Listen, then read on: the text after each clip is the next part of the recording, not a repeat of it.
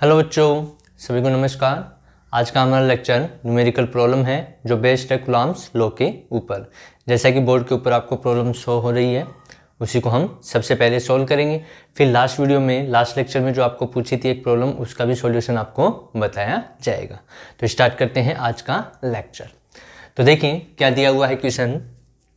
दो एक समान आवेशित गोलों को बराबर लंबाई की डोरियों से लटकाया गया है। डोरियां परस्पर 30 डिग्री का कोण बनाती हैं। जब 0.8 ग्राम पर सेंटीमीटर क्यूब के द्रव में लटकाया जाता है तब भी वही कोण रहता है। यानी कि इस सिस्टम को पहले तो एयर में हमने लटका दिया, फिर उसको द्रव के अंदर जिसकी डेंसिटी दे रखी है 0.8 ग्राम पर सेंटीमीटर क्यूब, उसमें लटका दिया। दोनों ही केस में एंगल 30 डिग्री है। फिर कह रहा है यदि गोले के पदार्थ का घनत्व 1.6 ग्राम पर सेंटीमीटर क्यूब है तो द्रव के पदार्थ का परावैद्युतांक होगा। ये हमसे पूछा गया है।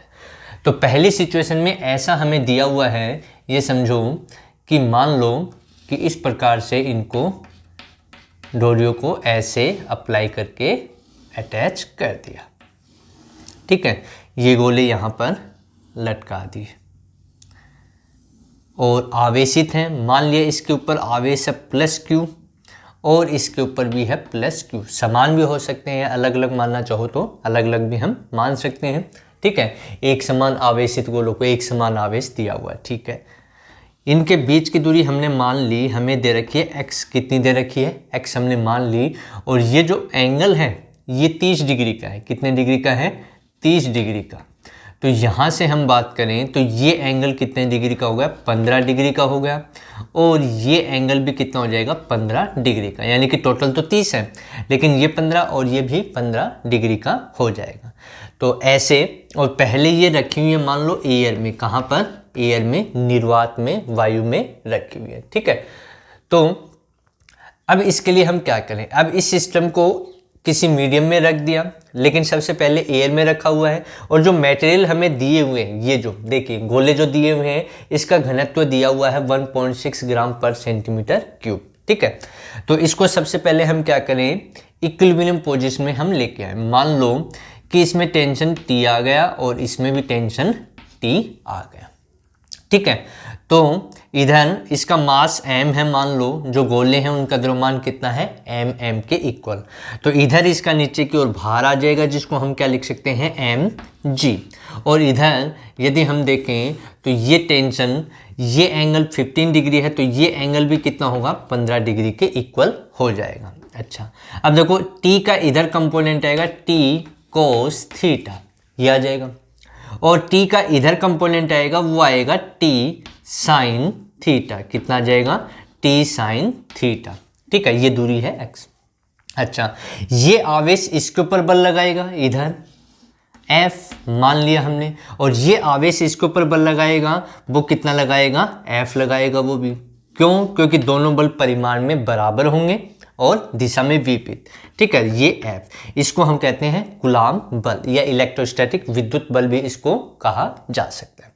तो अब ये संतुलन अवस्था में, तो संतुलन अवस्था के लिए इसको सॉल्व किया जा सकता है। कैसे सॉल्व करें? देखिए यहाँ से t cos theta, cos theta की वैल्यू मैं यहाँ रख देता हूँ। थीटा कितना हमारा? 15 डिग्री। तो यहाँ थीटा की जगह हम क्या लिख दें? 15 डिग्री। ठीक है, पीछे क्वेश्चन किए थे, यहाँ पर भी थीटा की जगह क्या लिख सकते हैं? 15 डिग्री। थीटा भी होगा तो भी कोई दिक्कत नहीं है, हमारा सॉल्यूशन हो जाएगा। तो t cos 15 डिग्री इसको बैलेंस कर लेगा और t sin 15 डिग्री इसको बैलेंस कर लेगा। तो यहाँ से देखिए हम लिख सकते हैं t sin 15 डिग्री बराबर f। ठीक है, और f कितना होगा? f देखिए एक आवेश ये है, एक आवेश ये है, निर्वात वायु में रखे हुए हैं, बीच की दूरी x है। तो कूलॉम्ब बल कितना होगा? ये हो जाएगा k Q इंटू क्यू, और बीच की दूरी x है तो x का स्क्वायर। यानी कि साइन थीटा का नाम आ रहा बार बार में, t साइन 15 डिग्री इक्वल हो जाएगा k Q into Q square upon में x स्क्वायर। अब ये कह रहा है कि एयर में है, निर्वात में, वायु में है, तो इसके लिए k की वैल्यू हम यूज कर सकते हैं। k कितना आएगा? k equal to 1/4 pi epsilon nought, ये होता है निर्वात में। ये वैल्यू यहाँ यूज करेंगे तो t साइन 15 डिग्री हमारे पास क्या आएगा? टी साइन 15 डिग्री आएगा हमारे पास क्यू अप स्क्वायर अपॉन में के की वैल्यू ये रखेंगे 4 pi epsilon not into X square. ये हो गया। अब देखिए ये जो कंपोनेंट है वो इसको बैलेंस करेगा, तो यहाँ से क्या लिखा जा सकता है, यहाँ से आ जाएगा टी कोस 15 डिग्री, कितना आ जाएगा T cos 15 degree equals to M G, कितना आ जाएगा एम जी। अब हमें पता है द्रव्यमान क्या होता है, मैं इधर लिख देता हूँ एम क्या होता है, M equals to rho into V, ऐसा लिखा जा सकता है रो इंटू वी। ठीक है, जहां पर रो है घनत्व डेंसिटी, और ये द्रव्यमान लिया इस गोले का, इसकी घनत्व दे रखा 1.6, यानी कि रो को मैं रो हमें दे रखा है 1.6 ग्राम पर सेंटीमीटर क्यूब, ये दिया हुआ है। तो m की जगह क्या लिखा जा सकता है, रो इंटू वी, तो यहाँ पर रखेंगे तो ये आएगा t cos 15 degree equals to m की जगह रो v इंटू जी, ये आ गया हमारा। ठीक है, तो इक्वेशन 2 आई यहाँ से, एक तो ये आ गई और एक इक्वेशन ये आ गई। ठीक है, अब इक्वेशन 1 में समीकरण 1 में समीकरण 2 का भाग हम दें तो क्या हमें देखने को मिलेगा, तो हमें देखने को मिलेगा t साइन 15 डिग्री अपॉन में कितना जाएगा t कोस 15 डिग्री, कितना जाएगा t cos 15 degree equals to, अच्छा यहाँ से देखिए क्यू स्क्वायर अपॉन ये वैल्यू है, ये रखेंगे तो आएगा Q square upon 4 pi epsilon nought X square upon में क्या जाएगा रो वी जी, कितना जाएगा रो वी इंटू जी, ये डिवाइड होकर के यहाँ जाएगा, टी से टी इधर कैंसिल हो जाएगा, साइन अपॉन कोस को हम tan लिख सकते हैं, तो tan 15 डिग्री हमारे पास आ गया, कितना आ गया क्यू स्क्वायर अपॉन में 4 pi epsilon not into X square into rho V G, ये आ गया। ठीक है, tan 15 डिग्री हमारे पास ये आ चुका है। अब इसको मैं उधर लिख देता हूँ, हमें इसकी आवश्यकता पड़ेगी। ठीक है, तो यहाँ से इसको रफ कर दें तो क्या हमारे पास रिजल्ट आया है, देखिए। तो हमारे पास रिजल्ट जो आया वो tan 15 डिग्री का आया, किसका आया tan 15 डिग्री, कितना आया tan 15 डिग्री हमारे पास आ चुका है क्यू स्क्वायर, कितना आया है Q square upon 4 pi epsilon nought X square rho V G, Q square upon 4 pi epsilon nought X square rho V into G, equation number 3 इसको हमने दे दिया। अच्छा, अब देखो आगे क्या कह रहा है वो क्वेश्चन में, ये अभी आधा काम हमारा हुआ है।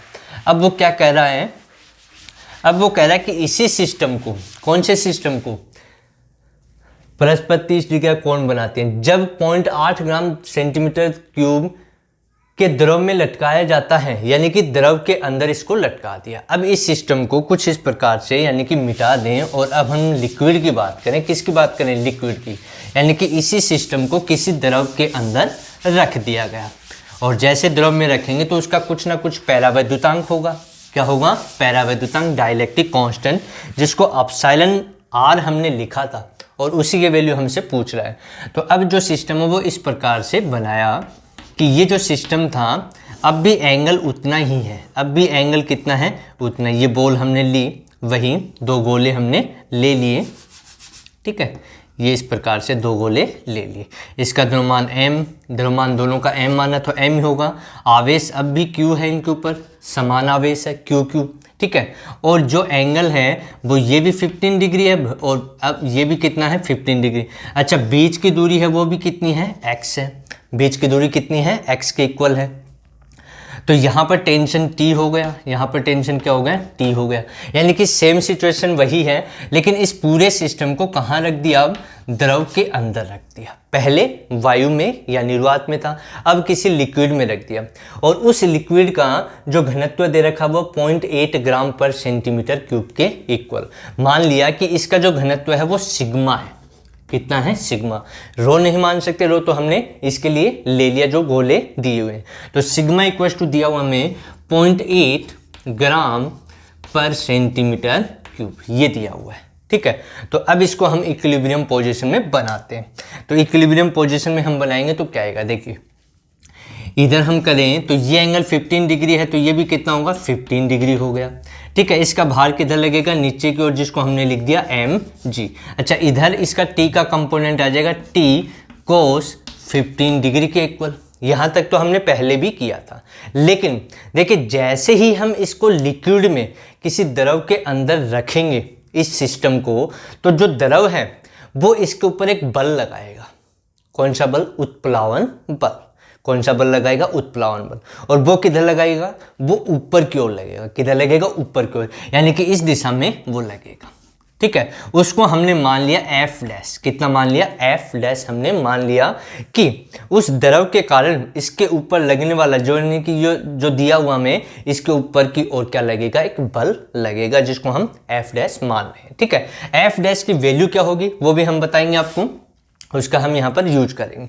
तो अब देखिए इक्विलिब्रियम पोजीशन में इधर टी का कंपोनेंट टी cos 15 डिग्री, इधर कितना आ जाएगा, टी sin 15 डिग्री आ जाएगा। अच्छा, ये इसके ऊपर बल लगाएगा। कितना बल लगाएगा, इस दिशा में एफ लगाएगा। कितना लगाएगा, एफ के इक्वल लगाएगा। ठीक है, ऐसे ये इधर बल लगाएगा। कितना लगाएगा, ये भी एफ के इक्वल ही इधर लगाएगा। एफ का मान तो हमने निकाला था, लेकिन अब जो बल लगेगा वो किस में लगेगा, मीडियम में लगेगा। किस में लगेगा, माध्यम के अंदर। तो यहां पर इक्विलिब्रियम पोजीशन में हम लिखना चाहें तो t sin 15 डिग्री F के इक्वल हो जाएगा, और ये दोनों बल इसके इक्वल होंगे। क्यों, क्योंकि अब यहाँ पर जो स्पेयर है, जैसे हम लिक्विड के अंदर डालते हैं तो उसके ऊपर एक बल लगता है जिसको उत्प्लावन बल हम कहते हैं। ठीक है, और वो किधर लगेगा, ऊपर की ओर लगेगा। तो यहाँ पर संतुलन अवस्था में हम लिख सकते हैं t sin 15 degree equals to F, या इसको हम कहें F1, F1 मान ले, क्योंकि F तो वहां पर आया था। अब F1 अलग होगा, क्यों होगा, उसका रीजन हमें पता है कि इसको मीडियम में, माध्यम में हमने रख दिया, और माध्यम में बल की वैल्यू चेंज हो जाती है, तो F1 हमने उसको मान लिया, तो ये आ जाएगा F1 के इक्वल। अब F1 कितना होगा, K जो होगा वो मीडियम के लिए होगा। किसके लिए होगा, माध्यम के लिए। इंटू आवेश है Q, तो Q इंटू Q, और बीच की दूरी अब भी x है तो x का स्क्वायर। ठीक है, तो यहां से t sin 15 डिग्री, कितना, t sin 15 डिग्री, k की वैल्यू हम रख सकते हैं मीडियम के लिए, k equals to 1/4 pi epsilon not epsilon r, जहां पर एप्सिलॉन r इस माध्यम का पैरावैद्युतांक है, इसकी वैल्यू हमसे पूछी जा रही है। ठीक है, तो ये वैल्यू यहां रखेंगे तो आ जाएगा q स्क्वायर अपॉन में 4 pi epsilon not epsilon r into X square. ये आ गया हमारा t sin 15 degree. Equation number 4 हम इसको लिख लें। अच्छा, यहां से देखिए अब ये और ये जुड़ करके इसको बैलेंस करेंगे, तो इसको लिखा जा सकता है t cos 15 degree plus F dash equals to क्या लिखा जा सकता है, mg। तो यहां से t cos 15 degree equals to आ जाएगा mg माइनस एफ डैश। अब एफ डैश क्या है, एफ डैश है उत्प्लावन बल, और इसकी वैल्यू होती है एफ डैश इक्वल्स टू क्या होती है, वी रो जी। क्या होती है, वी रो जी, और रो की जगह हम यहाँ पर क्या यूज कर रहे हैं, सिग्मा। क्या यूज कर रहे हैं, सिग्मा, क्योंकि रो तो हमने यहाँ यूज कर लिया, तो यहाँ पर क्या यूज करेंगे, सिग्मा का यूज करेंगे।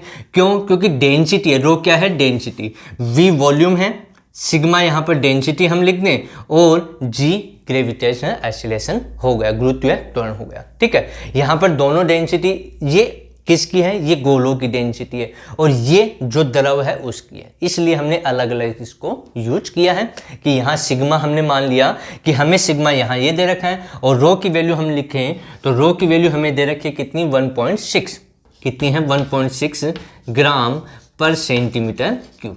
ठीक है, तो रो वी में कंफ्यूज नहीं होना है कि यहाँ हमने मान ली, इसको जो डेंसिटी है उसको हम सिग्मा भी लिख सकते हैं, कोई दिक्कत नहीं, लेकिन हमने मान लिया कि हमें जो सिग्मा है वो द्रव की दे रखी है, और रो हमने जो गोले हैं उसकी दी हुई है। तो एफ डैश इक्वल्स टू ये आ जाएगा, तो ये वैल्यू यहाँ रख दें तो t cos 15 डिग्री हमारे पास कितना आ जाएगा, mg minus v sigma into G, v sigma into G. अच्छा, m किसका था, m इस गोले का था। ठीक है, तो इसको क्या लिखा जा सकता है, m को क्या लिखा जा सकता है, m को अभी अभी लिखा था कि गोले के लिए जो m होगा वो कितना होगा, m equals to rho into V. तो यहाँ ये m की वैल्यू यहाँ रख देंगे तो हमारे पास आ जाएगा rho V G minus V sigma G. अब इन दोनों में क्या कॉमन आया देखो, v इंटू जी कॉमन आ गया, तो वी जी कॉमन आ गया, ये आ गया रो माइनस सिग्मा। ये वैल्यू आई हमारी टी कोस 15 डिग्री के इक्वल। किसके इक्वल आ गई? टी कोस 15 डिग्री के इक्वल आ चुकी है। ठीक है, अब इक्वेशन 4 और इसको इक्वेशन नंबर दे दें 5। तो 4 में 5 का हम डिवाइड कर दें, किसका? 4 में 5 का डिवाइड कर दें। ठीक है, तो अब इसकी हमें आवश्यकता नहीं पड़ेगी, इन सबको हम रफ कर देते हैं। तो यहाँ से अब देखिए सॉल्व हम करें तो हमारे पास क्या रिजल्ट देखने को मिलेगा। तो समीकरण 4 में भाग देना है समीकरण 5 का, तो क्या आएगा देखिए, 4 ये रही, तो ये आएगा टी साइन 15 डिग्री अपॉन में इधर से क्या जाएगा, T cos 15 degree equals to इधर से क्या आएगा, ये आएगा क्यू स्क्वायर अपॉन में 4 pi epsilon not epsilon R into X square upon में यहाँ से क्या आ जाएगा, वी जी इंटू में रो माइनस सिग्मा, और ये यहाँ जाएगा तो ये टी से टी कैंसिल, साइन अपॉन कोस टेन हो जाएगा, तो टेन 15 डिग्री हमारे पास आ जाएगा Q square upon 4 pi epsilon not epsilon R into X square into में V G into rho minus sigma. ठीक है, अब इक्वेशन 3 जो आपकी ये 6 नंबर की आई है, 3 और 6 को हम कंपेयर कर लें, टेन 15 डिग्री दोनों को बराबर कर दें, बराबर करके वैल्यू रखेंगे तो सॉल्यूशन आ जाएगा। तो क्या आएगा देखते हैं यहाँ से, तो दोनों इक्वेशन हम क्या कर दें, इक्वल कर दें। ठीक है, तो क्या आएगा, तो यहाँ से लिखा जा सकता है, देखिए यहाँ से लिखना चाहें हम तो यहाँ से आएगा क्यू स्क्वायर अपॉन में 4 pi epsilon not epsilon R X square v into G, और ये आएगा rho minus sigma equals to ये आ जाएगा, ये कितना है इसको मिटा देता हूँ मैं।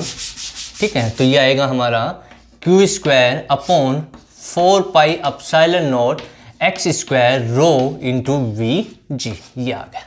अब देखिए जो कैंसिल हो रहा है उसको काट दें, क्यू स्क्वायर से क्यू स्क्वायर कैंसिल हो गया, 4 pi epsilon nought X square we ji cancel, तो यहाँ बचा हमारा 1 अपॉन एप्सिलॉन आर बच गया, इनटू में क्या बच गया, रो माइनस सिग्मा इक्वल्स टू कितना आ गया, 1 अपॉन रो, ये आ गया। ठीक है, अब हमें वैल्यू चाहिए रो की, किसकी चाहिए, सॉरी रो का नाम आ गया एप्सिलॉन आर की वैल्यू हमें यहाँ से चाहिए। तो अब मैथ है, अब इसको हम सॉल्व कर सकते हैं, तो क्या रिजल्ट आएगा देखते हैं। तो देखिए क्या आएगा, यहाँ से इसको इधर मल्टीपल कर दें तो 1 upon epsilon are equals to आ जाएगा रो माइनस सिग्मा अपॉन में रो, और रो की वैल्यू कितनी है, 1.6 है, कितनी है 1.6, और सिग्मा की 0.8 है, तो वैल्यू रखेंगे तो ये आएगा हमारे पास 1 upon epsilon are equals to ये 1.6 माइनस 0.8 अपॉन में रो यानी कि 1.6, तो 1 upon epsilon are equals to 1.6 में 0.8 घटाएंगे तो आएगा 0.8 अपॉन में 1.6, ये आ गया, ये इससे क्या हो गया, कैंसिल हो गया, तो 1 upon epsilon are equals to आ गया 8 अपॉन 16 यानी कि 1/2, कितना आ गया, 1/2 आ गया। ठीक है, तो 1 अपॉन एप्सिलॉन आर हमारे पास 1/2 आया, तो एप्सिलॉन आर की वैल्यू कितनी हो गई, इसकी वैल्यू हो गई 2 के इक्वल, यानी कि जो हमें लिक्विड द्रव दिया हुआ था उसका पैरावैद्युतांक गुणांक का मान कितना आया है, 2 के इक्वल आया है। तो ये हमारी प्रॉब्लम थी।